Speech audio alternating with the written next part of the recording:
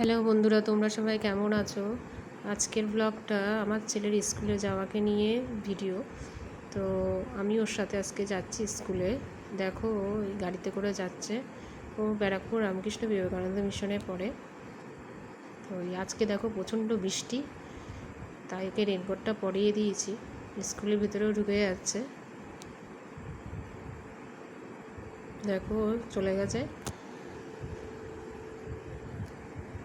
রাস্তাগুলো দেখো কত সুন্দর।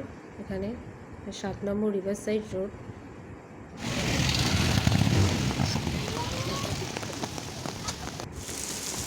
আর এইটা হচ্ছে মেন অফিস রামকৃষ্ণ বিবেকানন্দ মিশনের 7 নম্বর।